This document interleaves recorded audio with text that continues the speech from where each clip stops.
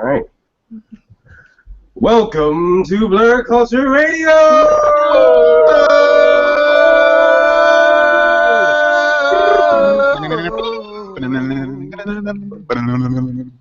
We out here. Different from our normal bi-sneakly podcast where we can just vibe out and talk about whatever we want that's happening in the nerdtainment industry today. I'm joined by my co-host Ethan. Howdy, y'all. Humps. I think I'm in love with BLerd Radio. 'Cause it never lets me down. Thank you. And our first special guest ever, Jay Peebles. Salutations, ladies and gentlemen. I'm melting from that sweet, sweet ballad that came right before me. Yes, all of us. I appreciate that. So, yes, today we discussed the plague that is Pokemon Go. I'm kidding. Everyone's review of the season of Game of Thrones outside of yours truly. And we finally tackled Batman v Superman, Dawn of Justice Ultimate Edition, Warner Brothers Factory. I'm kidding. But yes. Luckily, I just want to mention, we brought on our first special guest ever, Jay Peebles. He universally, not to point him out or anything, but he wasn't the biggest fan, just to put some balance with the show and us not, giving the full-blown ride to Zack Ryder. We wanted to have him on, and thankful that he could join us today. So, thank you, sir. Thank you. Thank you for having me. I'm not going to come in here and totally destroy it. After seeing the Ultimate Edition, my perception of it changed a little bit, but it's pretty much still along the lines of how I felt when we first spoke about it. Okay. All right, so first we will tackle Pokemon Go. Gotta catch them all. Last week, I apologize, Pokemon Go finally released to the United States of America, where you were able to use your phone, whether it be the Android market or Apple market, and collect Pokemon on the go in an augmented reality situation. So basically, you're seeing your Pokemon on the street through your phone, but not in real life, unless you were me as a kid, and I did that regularly with my imagination. So far, I love it. I mean, the system, we're talking to you guys on July 16th today, and the servers are down right now, so it's been a DDoS attack because some a-hole wants to see everyone cry. So thanks. It was? I didn't know that. Yeah. But obnoxious. No, they don't want us that Team Rocket. Hilarious. But no, I love the game so far. How about you guys? What's this game called again? Pokemon? What was it? What, have you been living under a Geodude? No, yeah. So, as some people might know, I'm a Poke addict. This has been addictive to say the least. Like, it's hard for me not to leave my house right this very second. Thankfully, the servers are down, and we had this radio show to do. So yeah, ultimately it's been a blast figuring out the mechanics of it. I do have pros and cons with everything, but ultimately it's Pokemon and it's going to get a free pass, whereas other things I might be more critical. The point is I get to go out and catch Squirtles, so it's hard to... You've caught more than one? Oh yeah, I come on, it's Ethan. Come on. It's me, y'all. So yeah, it's very fun. I mean, I feel like this is a game that I don't see myself getting tired with, and I see all the upgrades kind of looming in the future of things to do. Of course, the negatives are the server oftentimes crashes, and I guess there's some issues of monotonous, but having played the RPG games for 20 plus years or whatever, it's all part of the game. So I've been very excited and even probably more happier with this game than I thought that I would be. Yeah, I mean, clearly there's more coming to this game. It's not as simple as we're getting right now, but I think it's a smart move for Niantic to sort of avoid implementing an entire game when the basic game can't even stay up and running with the entire world playing the same game at the same time. I know for me, I honestly was not even that excited about it. I know that Troy and Ethan were just because, Nintendo fanboys or whatever. But I just wasn't. I was just I'll play it, I guess. I'll see if I get around to it at some point. But then I started playing it at, I don't know, it was probably 10:30 at night the night it came out, and then I was just out in my neighborhood people probably calling the cops on me or whatever. Because I'm like, it looks like I'm recording people, 16-year-old boyfriend and girlfriends. But no, I'm sorry. There's just a Veternet on top of your head. So. Yeah, I mean, I don't even know where to begin. This game, I was waiting for it to come out. I was one of the people that knew it was coming out way ahead of time, and I wish I didn't. And they kept pushing it back, and there was all the speculation that it's going to come out on this date. It's going to come out on this date. So when it finally dropped, I was already outside, looking for Pokemon and stuff, and just the impact that it's had on everyone is crazy. And I find myself driving in neighborhoods. And it looks very creepy. It looks very creepy because I look like someone that shouldn't be playing this game. But when I'm driving real slow in a neighborhood and I'm going in circles, it looks very creepy. And I gotta be real careful with that. I gotta be real careful with that. Yeah, I'm just happy. I've been to 3 parks that I've never been to in like the 7 years I've been here. So that tells you that this game is effective. Like I'm not like an outside person unless it's going to the movies or having to go to work. I'm at home like watching TV or writing or something. So no, like there's all these stories of kids like reporting soreness that they've never felt before because they've never been outside before. What is this feeling? This bright thing in the sky. It burns my skin. Is this a muscle? I'm just happy it's free. Like I'm surprised that they were getting this, and there's no ads in the game too, which is like also. I mean, but mind you, it's Nintendo. Nintendo is one of the few companies that actually have like pride in their stuff. So I mean, for that, and go ahead. I'm gonna be honest. I swore to myself I wouldn't buy anything, and then I found an Aerodactyl outside of my shop, and I ran out of Pokeballs, and I had to spend that 99 cents, and it hurt my soul so much. But I also now have an Aerodactyl, so I'm guilty of that as well. I know that I don't need to buy anything, but I'm guilty of not walking down the street to the Pokestop. I did spend real money to get some more incense and stuff. And when you walk, I walked to a Pokestop. It gave me like 2 Pokeballs, and I'm like, I'm never doing this again. That was not worth burning those calories. I'm spending real money going forward. I will say I was in Champs, and Pidgeot was like, as I was waiting for my shoes to come back because I asked for a certain size. There's a Pidgeot standing on like the shoe display, so I'm like, he's dodging every one of them, right? But then I get like to the last 2, and then I yelled Kobe, and I shot it. Oh, that's the best.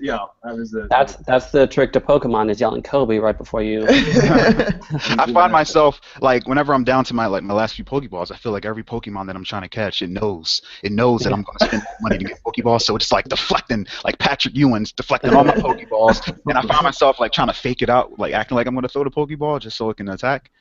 And I don't know if they're programmed to like be jerks when you're running low, or what do you think? No, like day 2, I think I saw a Golbat in the street, and it was dodging. I swear I used like 20 Pokeballs on this thing on a Golbat that is now weaker than the Zubats I have. It's like, I was like, no. At that point, I had gotten to the point where it was like, well, I used all these. I have to catch it now, like, or else I feel like an idiot. Yeah. And I will say, I do love the community aspect of it, and like obviously the team building where you get to choose like the Team Instinct, Team Mystic, or Team Valor, the best one, all together. Yes, Team Mystic is the best one. Valor would be honestly. That's for what? Like for what? The coolest looking. They have the coolest outfit with the girl in her Dance Dance Revolution gear. It's cool for like 1998. Oh, I mean, my whole thing is like clearly like Zapdos is the coolest of all the legendary birds, and that's the only thing to me that matters. Not the name, not what they stand for, but Zapdos. So first, that's false, and second, nobody is on Team Instinct, so you can have that one. Well, actually, just because it's not the obvious mainstream, actually makes it better. If you notice, I'm not saying anything because we at Team Mystic, we have cool heads, and we analyze every situation. We let you Instinct and Valor folks argue and bicker amongst one another. Oh, Valor! And That was a low-key shade right there. while we sit back and we pick up the crumbs afterwards, we wait till you're done killing each other, and then we come in and we take over your gym. So go ahead and fight. No, time out. I'm going to sit here and wait. I'm also Team Mystic, Peeps. Okay. I'm just so wild. you're worthy. You're worthy. Yeah, Whatever. yeah. I will say it is kind of a funny thing when I'm in Middletown and literally all the gyms are run by Team Instinct, and I'm like, I gotta get out here and train so I can like at least take over one of these things because no one is representing Valor in my spot. So I mean, it's not gonna last. Apparently, you hold the gym for like 15 minutes or something like that. Yeah, we're just waiting. You know, we're waiting because if you notice, all the teams that are taken over by Valor and Instinct, it's like level 200, like CP 200, like Pidgeys and stuff. You know what I mean? Sure. Y'all just throw things on there. Before we wrap up really quick, so what in the future would you like to see for this game? Oh gosh. Battling, obviously, but I would actually just like to see like the ability to battle wild Pokemon because right now, without stronger Pokeballs or berries or whatever, there's no way to like improve your chance of catching something. Like, I agree with that. Like when they deflect my ball or when they jump out of the ball, I can't even get mad at them. Yeah, In my head, I'm like, okay, you're right. I didn't even hurt you. Like you should. I'm okay with that. I threw a Pokeball at an Arbok and he said, "Put some respect on my name." Oh, Yeah, man. I mean, I definitely want trading to happen, just because it's a very frustrating aspect, just like wanting a Pokemon and knowing that like it's almost strictly by chance, like it has to be within the area, you have to go out somewhere and you might not have to catch it. Whereas if I know my friend has it, like, hey, send me one of these and then I have it. The other thing, of course, is that I can't wait for the next generations to come out, specifically Generation 2, with the Dark Pokemon, with Umbreon, we've got Zangoose. Do you think there's gonna be more of the like multiple of the unknowns, all 26 of them? I hope not, because I really like, I don't want you. The only thing I want, I just want my character to be extra more customized because Oh my god, I know. We all look like Sasuke. you know, I'm like the anime Betty Boop hairdo. And the barrette and like the harem pants and Bro, Yeah, he got on Saucony sneakers on. Like no. Again, it's 1998. Yeah. I mean, the only thing, like, not the only thing, but one of the main things that I would like is the ability to play the game. I feel like every time I throw my Pokeball, the game crashes. Now, I don't know about Valor and Instinct. The game crashes, you probably come back on, and the Pokemon is gone. But see, when you're with Team Mystic, Articuno freezes your game on purpose. The Articuno wins, freeze your game on purpose, so that when you reboot your game, that Pokemon is resting safe and soundly and refrigerated in your inventory. So when you're on Team Mystic and the game freezes, it's in our favor. But you Instinct folk and Valor, you probably hate the fact that it freezes, but no, the game crashes all the time. That's a testament to the game itself. Because I'm totally okay with it, and people are still playing as much as this game. Any other game that would crash, people wouldn't give it the time of day. Like, we're like, oh, my game crashed, and we accepted it. It's normal. You know? I mean, also it is free, so it's not like No, I don't care. If I pay $60 and like it's crashed, I'm like, all right. No, honestly, free or not, if any other game was freezing like this, it would be off my phone with the quickness. Like, Yeah. but like, think about how like so many different people are playing this. Like, everyone is playing this freaking game, and the people who aren't are just mad because they don't know how to have fun. So, and another thing that I want them to add, in addition to trading Pokemon, that's a given. But I want them to add the ability to trade items. Like, yo, man, let me get that incense, man. I just need one more. I just need one more incense. There's a coughing around here. Sounds like trouble. Cool. All right, so yes, get out there, download it, join Team Valor. All right, next section.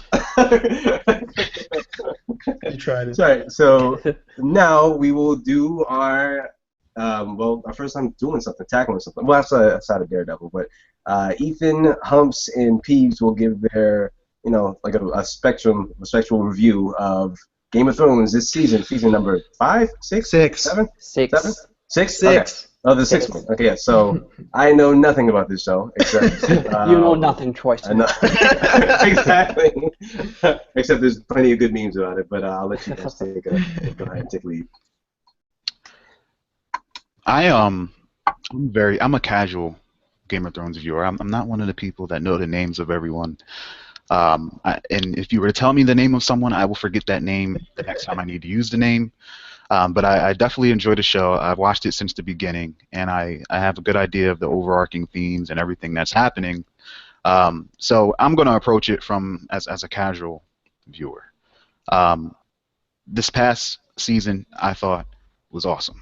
All right, there was a lot of table setting in the first few episodes. A lot of people were getting a little frustrated because it was so slow, but it was leading up to something so much bigger.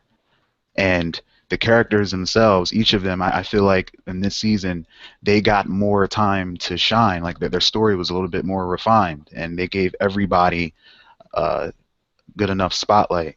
Like there are characters in the show that I didn't really like. Cersei, for example. Like that's like my favorite character now. we just watched her start. She went from the bottom back up, like kind of like when Batman was in the hole and he was like had to get out of the hole and everything.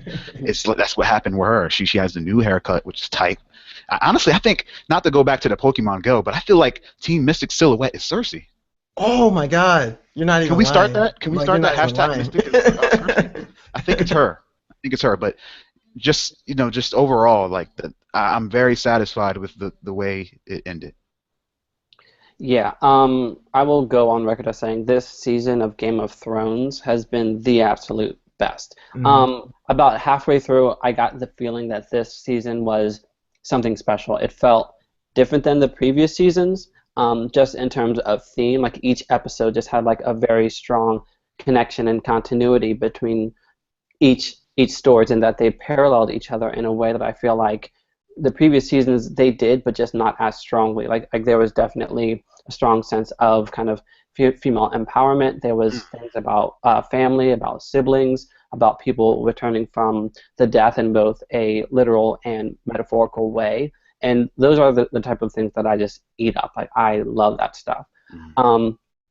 Probably one of the best episodes of the whole series, and I say this because one of my favorite type of things to do is to move people with a story that you didn't expect, and I feel like that goes to the Dora episode of Game of Thrones with Hodor, which is honestly like a character that essentially remains in the back of your mind as someone that is just kind of there, but his backstory moved me in such like a profound way, and it truly shows the strength of George R.R. Martin and the showrunners of the show, that they were able to make this character who sometimes just felt like a set piece to get from point A to point B into a truly magnificent story. And I think a lot of people maybe were hesitant about this season of Game of Thrones because this is like the one that's coming out without a book having already been out about it. And I think strangely that worked in their favor. Perhaps they had either more free reign, or perhaps it's just the fact that it's coming to a close. And so there's threads being tied up and there's resolutions being made. And I'm just loving all of the choices. Like it's really hard for me to pinpoint things that really pissed me off this season. The only thing that I might say, once again, spoiler, was Queen Marjorie, just because that actress I've been a fan of from years ago, and her character on this show was so strong. She was one of the smartest players in the entire game, but she went out in, I don't want to say a good way, but in a kind of necessary way in terms of the doctrine of the show. Yeah, I definitely agree. Speaking to the intelligence of Marjorie, she basically, the Tyrell family was arguably the most intelligent family in the entire Game of Thrones universe, and so it's kind of a shame to see Marjorie lost in that way. But I think it was sort of like a last stand for her to understand what was happening and try her hardest to save herself and her family in that last moment, because it showed that she knew exactly what was going on. She was never glamored by the throne, and she had goals and she was going to accomplish them in one way or another. The standout for me this season was not really an episode or a theme. It was a character. Arya this season, she's been my favorite character pretty much since episode 1 when she stepped out as this complete opposite of her sister Sansa. Had no interest in the throne, had no interest in being royal, in power, in money, anything like that. She just kind of wanted to do what she wanted to do. She wanted to be herself, and so to finally see her storyline with the faceless people, kind of start to inform her character. She gained new skills. She had like real conflict with this other female character that she battled, and then with it coming to a close with her killing of Walder Frey, I think that was his name, right? Mm-hmm. Yeah, with the killing of him as she feeds him his children, just like it was just like life upon life to me. I love Arya so much, and I really would like to see where her story goes from here, because I mean, this show is on a collision course with clearly like some sort of resolution, because every single character is headed to Westeros. There are multiple major battles about to happen, and so I don't know. This is season 7. It's going to be hard to match season 6, because season 6 had so many huge moments, so many major deaths, and so many big plot point movements that I'm looking forward to seeing how season 7 handles the conclusion from 6. Yeah, definitely. I'm so glad the High Sparrow is dead. That guy. Oh my God. He looks like he smelled so bad. I smelled him through the TV. His He's so self-righteous. Yes. He's like the worst kind. He's like the worst kind of villain, because he can't even take responsibility for his own villainy. Like I'm not down for that at all. Well, the old gods wanted this way, so therefore I'm going to torture you and make you walk naked as people throw crap on you. Enjoy. Oh, his the woman, his little henchwoman also. That's a shame. So here's the thing. I'm not a fan of the punishment that she was left with. That is kind of terrible. Yeah. At the same time, it is nice to see her get hers, because she has treated these people like garbage, and she deserves bad things, although maybe not that specific thing.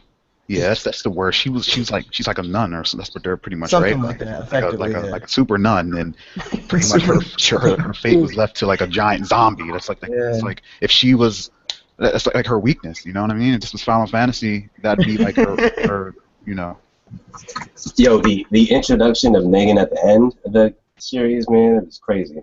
Who?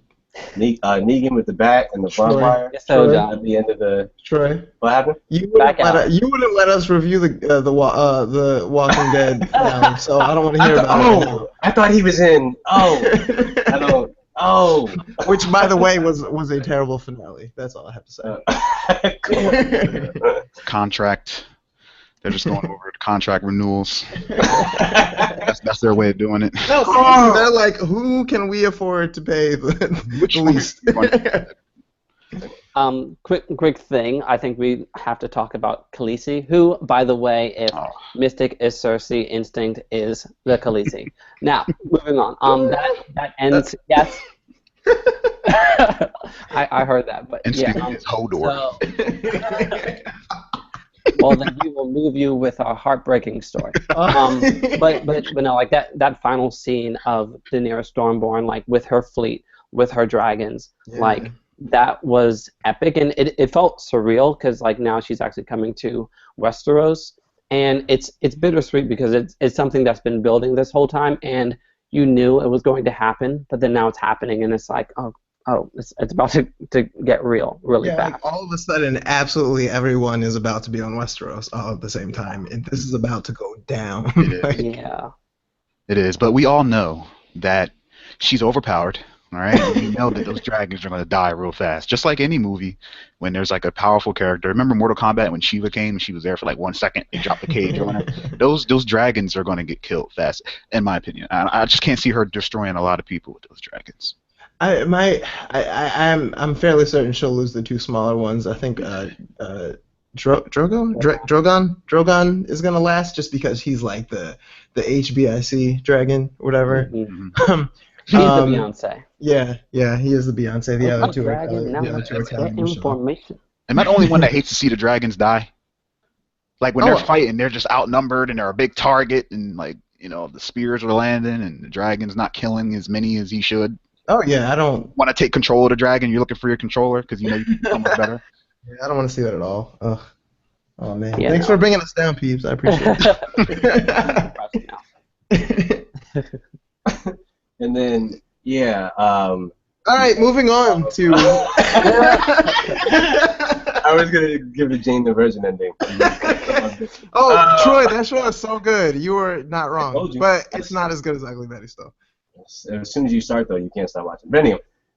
Okay, so now it is time for our re-review of. I love that. Batman v Superman: Dawn of Justice Ultimate Edition. First, I'll start since I didn't get to do much talking in the last one. I know you guys missed me. I mean, you could honestly go from me. Hilarious. So yes, no. Ultimate Edition. I will say the first thing about this movie after I finished it, I was like, I feel bad for Zack Snyder.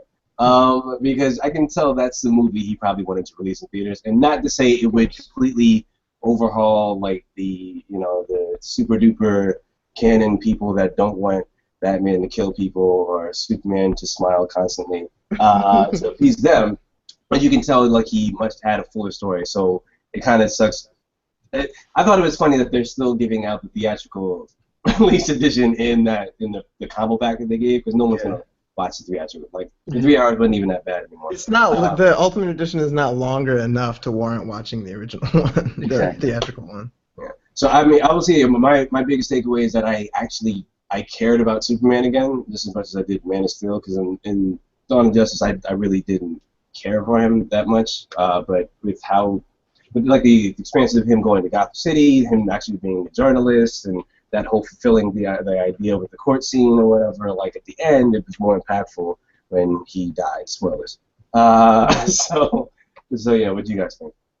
To be completely honest with you, the Ultimate Edition did absolutely nothing to change my opinion of the movie, and actually I spent most of it trying to figure, like I was sitting there like, am I watching the right version? Am I watching the right version? I think because like I had only seen it the one time when it first came out in March.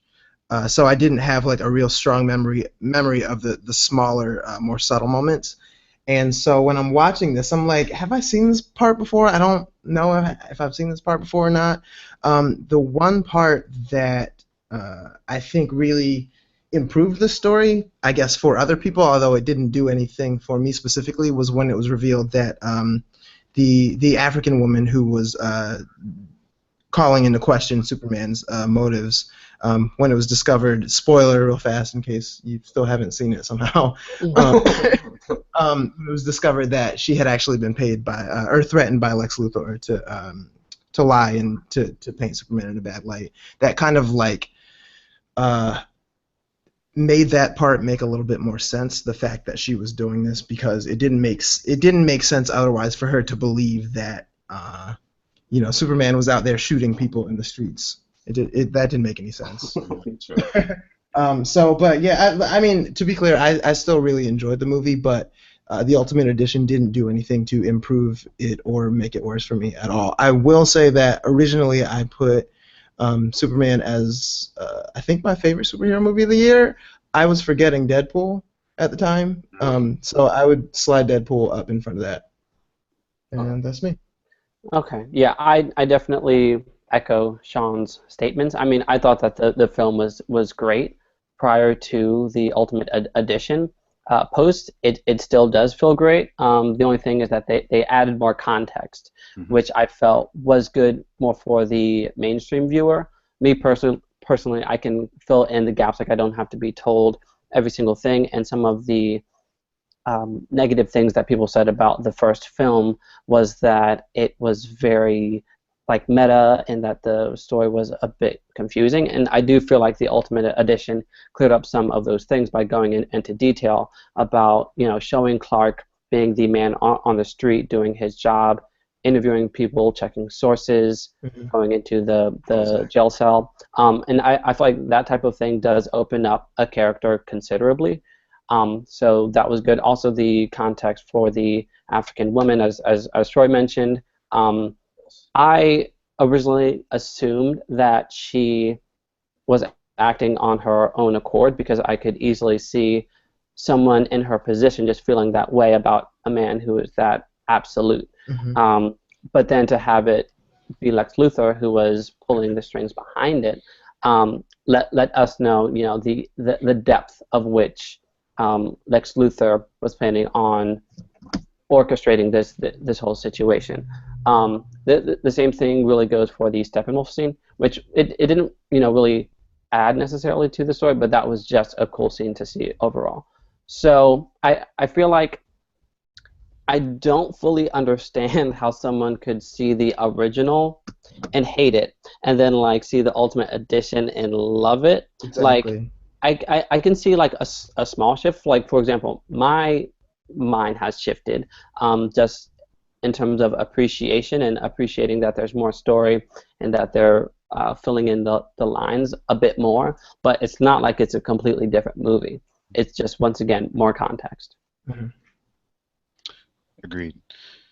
The original movie, in my personal opinion, I felt like you said, it was very meta, and I feel like I'm one of the people that feel like it should be. If you're going to go see Batman and Superman, I feel like those kind of superhero movies should cater to that audience. You should already know what's going on when you're going to go see the movie, and then of course you have the casual goers who might not know, but I mean, likely they're going with someone who does know. So just talk to them about it after the movie.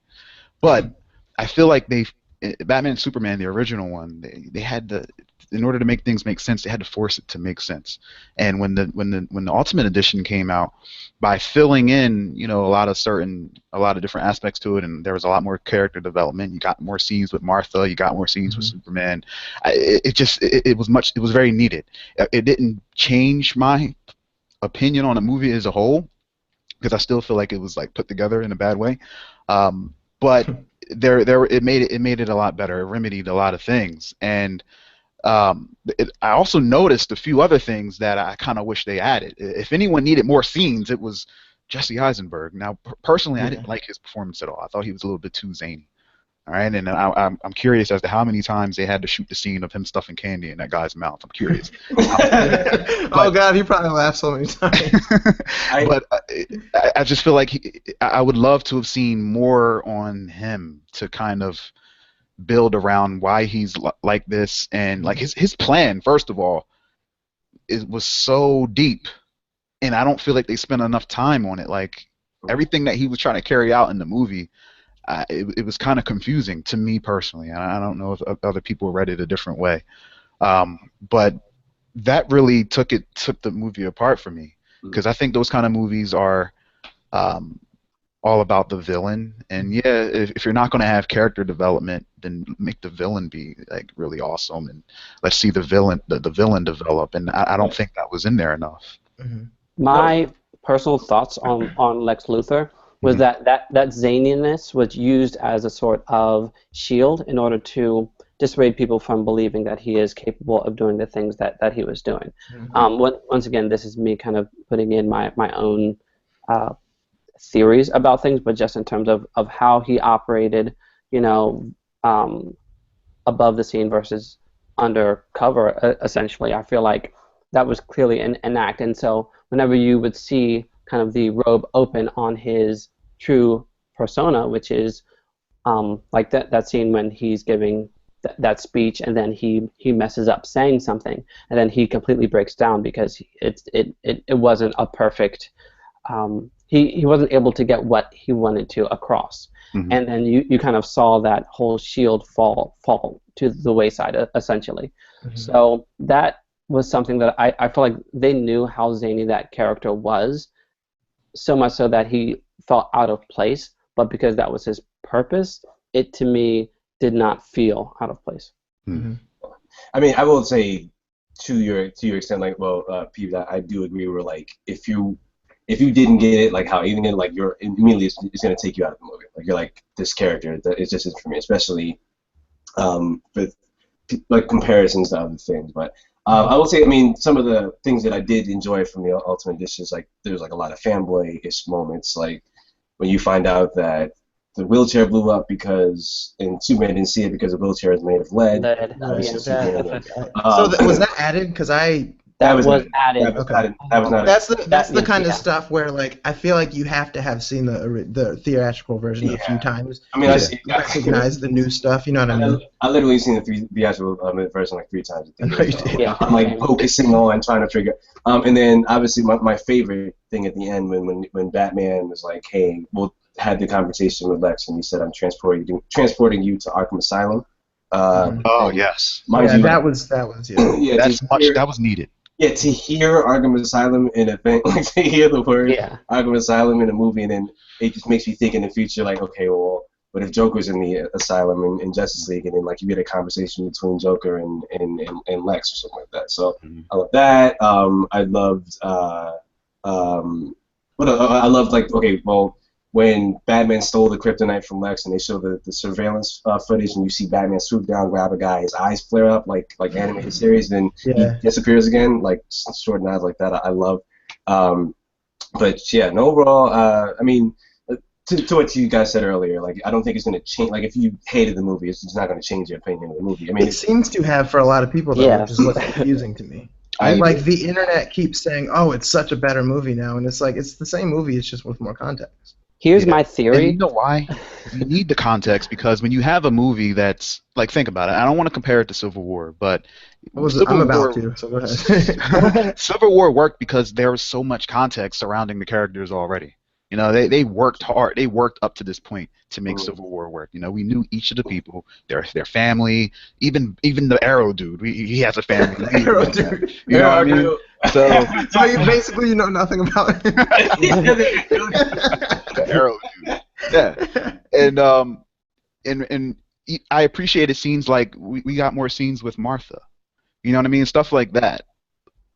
Without that, I feel like it was just bare bones, and I felt like they were rushing. And then it was cool to see. It was cool to see Lex, like, well, the Lex's plan to come into fruition, like him using the African woman behind the scenes, him killing the people that had the Bat brand, him coordinating the guy having the lead chair so Superman couldn't see it or whatever. I mean, to this day, as much as people didn't like him, I love that speech that he gave Superman right before he told him about his the ultimate plan speech at the end, right before he did it, and he goes, "Oh, before now you had an hour, now you have less," and then the music booms up, and the soundtrack's like my favorite soundtrack of the year. But Yeah, it's really good. I mean, yeah, I personally also like Jesse Eisenberg in the role. I think because I got what the idea was, but like again, like Peeves was saying, if you didn't pick up on that, then it's just like, what is this is like so much, like this is a lot. The other thing I wanted to say is that again, I hate to keep comparing this movie to Captain America: Civil War. I actually am of the opposite of opinion of almost everyone in saying that I do not think Civil War was a better movie. And I think the reason is that I prefer the tone of Batman v Superman. I like the darker tones. I like the more serious thing, and I think that one of the biggest criticisms that Batman v Superman received in the theatrical version was that it lacked lightness and comedy. But given the story, the lightness and comedy that the Marvel Cinematic Universe is famous for, the thing is, given the story that was being told in Batman vs Superman, the Marvel brand of comedy, the random jokes that kind of are like they're cute but like they sort of don't belong all the time, would have completely taken me out of that movie all the way. And so that's sort of the reason why I do like Batman v Superman over Captain America: Civil War. The other thing I want to say is that I don't really feel all that bad about for Superman, how everyone is like suspicious of him and afraid of him, because my beloved X-Men have been dealing with that since the 60s. The 60s, everybody hates them, and they don't even have the benefit of being beautiful and perfect. So, like, you know what I mean? Someone. I think everyone just hates Fox. I don't think people hate Fox. No, I'm not talking about the movies. I'm talking about the characters. Oh, in general, okay. Yeah. Well, I think they're lazy, but I mean, I'm kidding. I'm just to mess with you, but all right. So yeah, that's our review. Now it's time to sign out. Hey guys, next week is our Comic-Con extravaganza. Oh my gosh! Hopefully we get a Wonder Woman trailer. I'm praying for a Wonder Woman trailer, but we'll see. Our show is probably going to hilarious. It's going to be a little later in the day because we want to make sure we catch as much news as possible and we don't miss anything. Remember to follow us on Twitter, Instagram, Tumblr, like us on Facebook, and rate our show on iTunes. Still working on getting our YouTube done and all that jazz. Going to be posting new content as well from there usually. And this is Troy signing off. This is Ethan. The Blerds send their regards. This is Sean, and as a message to Taylor Swift, I knew you were in trouble when you walked in.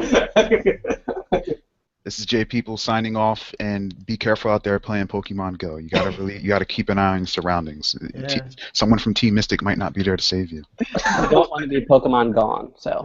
Oh my god. That was both hilarious and dark. Yeah. All right. It's serious out in these Poke Streets. Peace and love, y'all. Bye. Bye. Later.